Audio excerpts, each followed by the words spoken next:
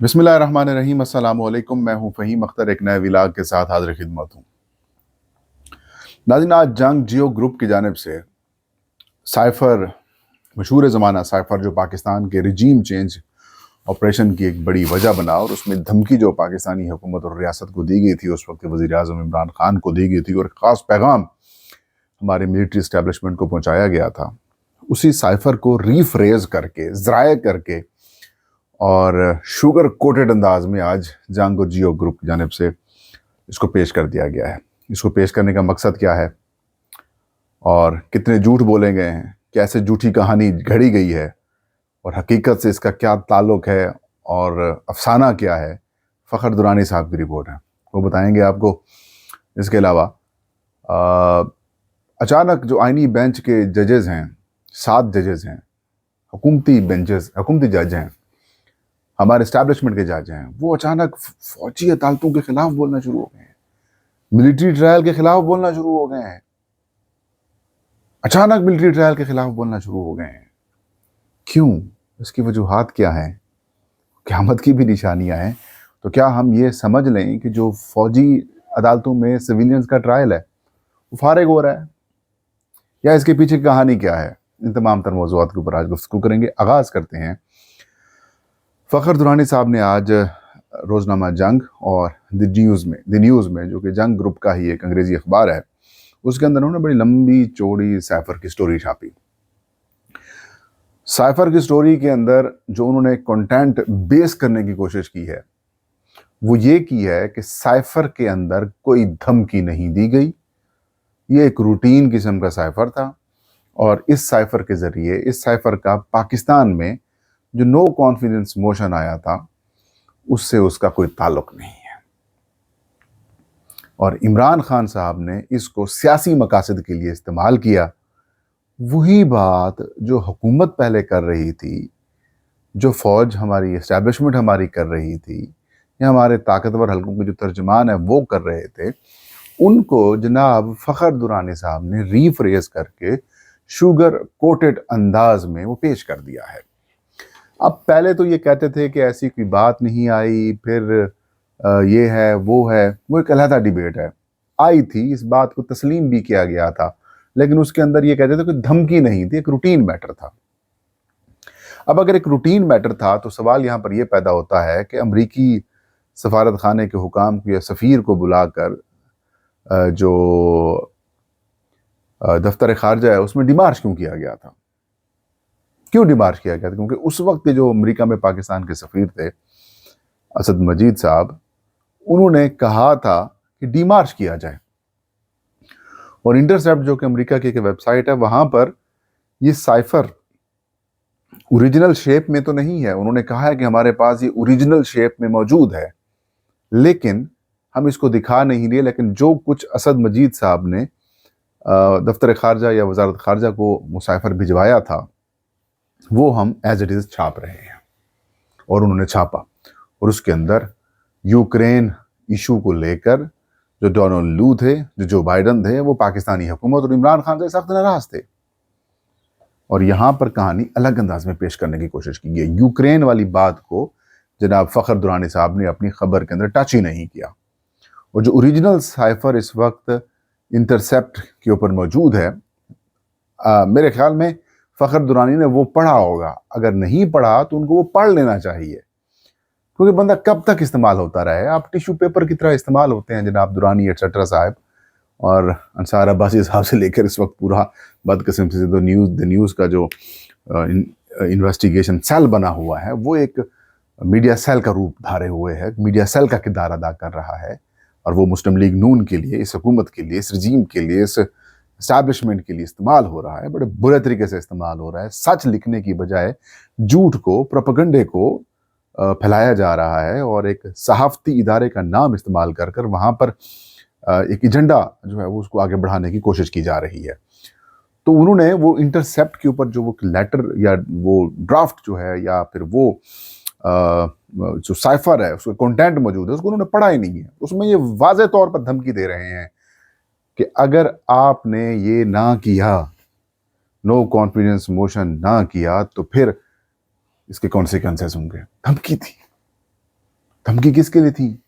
عمران خان کے لیے تھی کہ عمران خان جو ہے، آپ کہہ رہے ہیں طالبان کا حامی ہے، وہ کہہ رہے ہیں کہ نہیں یہ یوکرین کی طرف چلے گئے ہیں، اور وہ پبلکلی پاکستان اور اسرائیل امریکہ کی اوپر تنقید کرتے ہیں. تو اس خبر میں اور اوریجنل میں تو زمین آسمان کا فرق ہے. لیکن اتنا تو ہے کم از کم مان تو لیا. اور پھر اس سائفر کی ڈیٹس بتائی ہیں جناب فخر درانی صاحب نے. حقیقت یہ ہے کہ جب یہ سائفر آیا تو اس سائفر کو چھپایا گیا شاہ محمود قریشی وزیر خارجہ سے، عمران خان سے چھپایا گیا. یہ پہلے سائفر گیا تھا جنرل باجوہ کے پاس، جو اطلاعات ہیں ادھر گیا تھا. اور جب وہاں سے واپس آتا ہے تو پھر ایک نئی کہانی کی صورت لے کے آتا ہے. اور جب یہ نئی کہانی سامنے آتی ہے تو اس کا سیدھا سیدھا واضح طور پر مطلب اور مقصد کیا تھا؟ مقصد یہ تھا کہ جو پیغام ہے وہاں پہنچایا جائے کہ بھائی پلان بی لگاؤ، عمران خان صاحب کو وزارت عظمیٰ سے بے دخل کرو اور اپنے بندے لے کے، اور پھر معاملات آپ کے ساتھ بہتر ہوں گے. تو that is the bloody story total. لیکن آپ نے شوگر کوڈڈ انداز میں اس طرف گئے نہیں جو دھمکی تھی. آپ نے تو کہا تھا نو کانفیڈنس موشن سے پہلے اور نو کانفیڈنس موشن کے بعد جو ہے وہ معاملات بہتر ہو جائیں گے، آپ کے ساتھ تعلقات بہتر ہو جائیں گے. اس میں تو پھر واقعی کوئی مسئلہ نہیں. اگر یہ لیٹر لکھا ہوا تھا سائفر میں تو اس کے اندر تو کچھ بھی نہیں تھا.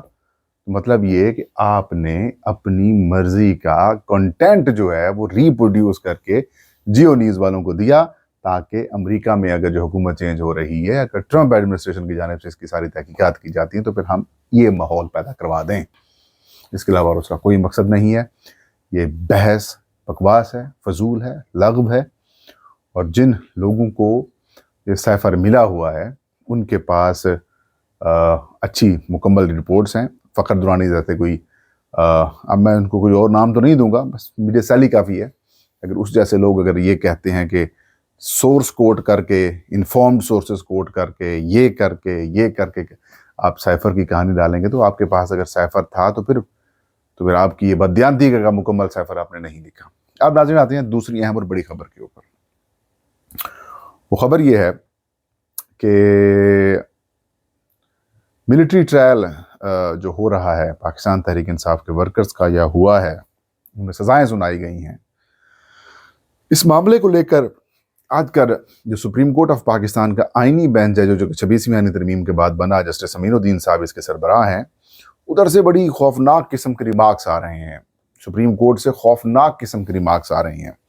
اور ایسا لگتا ہے جیسے وہ ججز جن کو حکومت نے اپنی مرضی سے اس بینچ کا حصہ بنایا، شاید ان کے ضمیر جاگ گئے ہیں، یا پھر وہ آئین کی کتابیں انہوں نے اب فوری پڑھ لی ہیں، یا اب انہیں وہ جو سبق ہے وہ آئین کا، قانون کا، انصاف کا، عدالتوں کا وہ یاد آ گیا ہے، یا پھر انصاف کی جو اندھی دیوی ہے جس کی آنکھوں کے اوپر کپڑا بندھا ہوتا ہے اور اس کے ہاتھ میں ایک تلوار ہوتی ہے، اب شاید اس دیوی کو خیال آ گیا ہے کہ ہمیں ہمارے ہاتھ میں جو تلوار دی گئی ہے وہ انصاف کرنے کے لیے دی گئی ہے. اور شاید اب ان کو یہ احساس ہوا ہے کہ اللہ تعالیٰ نے جو انہوں نے اپنی سنت ان لوگوں کو دی ہے کہ لوگوں میں جا کے انصاف کرو، شاید اب ان کو وہ بھولا ہوا سبق یاد آ گیا کہ بھی ہم نے لوگوں کے ساتھ تو انصاف کرنا ہے. اب وہ اچانک کہتے ہیں کہ دیکھیں یہ جو فوجی عدالتیں تھیں یہ تو ثانیہ اے پی ایس جیسی اسٹریٹجیز جو سانحات ہیں ان سے نمٹنے کے لیے، اس طرح کے معاملات کے لیے بنائی گئی تھی. سویلینز کی تو بات ہی نہیں ہے. جسٹس جمال خان مندوقیل ہوں، جناب جی جسٹس مسرت ہلالی ہوں، اور بھی جسٹس محمد علی مظہر صاحب ہوں، رضوی صاحب ہیں وہ ہوں، مطلب یہ کہ سارے ججز جو ہیں وہ سیدھے ہو گئے ہیں. وہ کہتے ہیں اس طرح سے نہیں. اب ایسا ماحول نظر آ رہا ہے جیسے فوجی عدالتوں میں جو سویلینز کا ملٹری ٹرائل ہے اس کو قلعدم قرار دے دیا جائے گا اور روک دیا جائے گا کہ نہیں ہو سکتی، یہ ختم کر دیا جائے گا. اور جو جسٹس اعجاز الحسن صاحب وغیرہ نے فیصلہ کیا تھا شاید وہی بحال رکھا جائے، یا اس میں سے کچھ چیزوں کو ختم کر کے باقیوں کو بحال کر دیا جائے.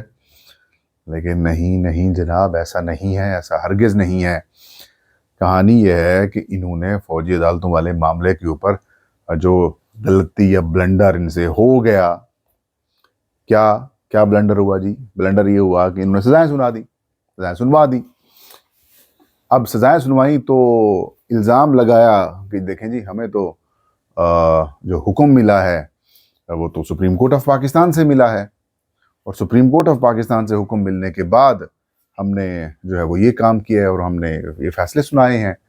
لیکن اب خطرہ یہ ہو گیا ہے کہ جیسے ان سے یہ بلنڈر ہوا تو ان کی طرف سے تو بلنڈر ہو گیا، سزائیں سنا دی، انہوں نے اپنی اتھارٹی شو کرنے کی کوشش کر دی، لیکن بعد میں جی ایس پی پلس کا سٹیٹس خطرے میں پڑ گیا، آئی ایم ایف والے معاملات ریویو ہونا ہے وہ خطرے میں پڑ گئے، یورپی یونین ہو، امریکہ ہو، وہاں سے بھی بینڈ بجنا شروع ہو گئی کہ بھی آپ نے کیا حرکتیں فرما دی ہیں، اور جی ایس پی پلس کا جو سٹیٹس ہے وہ بھی خطرے میں، بس تقریباً خطرے میں ہے، اللہ معاف کرے، ملک کے لیے نقصان دہ ہو سکتا ہے۔ تو اب حل یہ نکالا گیا ہے، راستہ یہ نکالنے کی کوشش کی گئی ہے کہ جناب والا اس سے نکلنا ہے تو پھر یہی سپریم کورٹ، یہی جو جج ہیں جو آج کل آپ کو بڑے انقلابی نظر آ رہے ہوں گے، اینٹی اسٹیبلشمنٹ نظر آ رہے ہوں گے، فوج کے مخالف نظر آ رہے ہوں گے، سویلینز کے حامی نظر آ رہے ہوں گے، استعمال ہو رہے ہیں، پھر سے وہ چابی والے کھلونوں کی طرح استعمال ہو رہے ہیں، ضمیر شمیر کوئی نہیں جاگے، حکم ہوا ہے جناب یہ کر دو تو یہ کر دیں گے، اور یہی ایک بہترین راستہ ہے کہ جی ایس پی پلس کا سٹیٹس بھی بچ جائے اور ان کی بھی جان چھوٹ جائے، اس کے علاوہ اور کچھ نہیں ہے، لیکن چانسز یہی ہیں کہ یہ یہی کریں گے، وے آؤٹ مل جائے گا اور انٹرنیشنل یہ پیغام دے دی جائے گا۔ دیکھیں جو ریاست پاکستان ہے، ٹھیک ہے جی، جو ریاست پاکستان ہے ان کا جو ایک ادارہ ہے سپریم کورٹ آف پاکستان، اس نے یہ حکم سنا دیا ہے، اب یہ معاملہ ختم ہو گیا ہے۔ اللہ خیر صلاح، یہ کہانی چل رہی ہے۔ نتاج کا ویلا فہیم اختر کو اجازت دیجیے، اللہ ہم سب کا حامی ناصر ہو۔